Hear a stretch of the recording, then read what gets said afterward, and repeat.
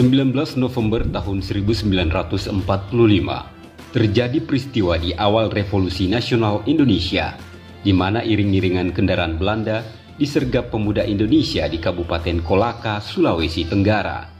Saat itu, tentara Nika dan tentara Australia mengirim konvoi mobil tentara dari Kendari ke Pomala untuk menjemput bekas serdadu Kenil. Umumnya serdadu Kenil yang dulu loyal ke Belanda telah berpihak pada Republik. Tetapi Nika menghendaki mereka untuk kembali setia kepada kerajaan Belanda. Di Kolaka, iring-iringan serdadu Nika dan Australia itu dicegat oleh sekira 1.000 orang pemuda yang menilai pasukan asing ini telah melanggar kedaulatan Indonesia. 1.000 pemuda itu bersenjatakan parang, bambu runcing, dan golok.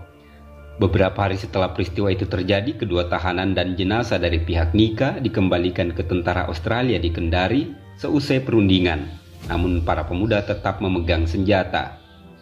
Kolaka direbut oleh Nika setelah pertempuran tanggal 5 Februari 1946. Tetapi BKR mundur ke pedesaan dan memulai perang gerilya yang bertahan sampai tahun 1948. Beberapa hari kemudian perundingan damai disepakati di Kendari, tetapi Belanda tetap ingin menguasai Sulawesi Tenggara dan menyerbu kembali pada Februari tahun berikutnya. Sebelumnya, para pemuda di Kabupaten Kolaka, Sulawesi Tenggara menyatakan bahwa Kolaka merupakan wilayah Republik Indonesia pada tanggal 17 September 1945, sebulan setelah proklamasi kemerdekaan Indonesia dibacakan oleh Bung Karno di Jakarta. Organisasi Pelaskaran PKR Pembela Keamanan Rakyat kemudian dibentuk dan para pemuda Kolaka di bawah organisasi PRI atau Pemuda Republik Indonesia mencoba menyebarkan kekuasaan Indonesia ke wilayah lain di Sulawesi Tenggara seperti Kendari.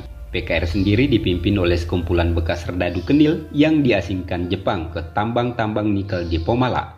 Meskipun peristiwa itu tidak sebesar pertempuran di Surabaya yang meletus 9 hari sebelumnya, peristiwa ini dikenal di Kolaka itu sendiri.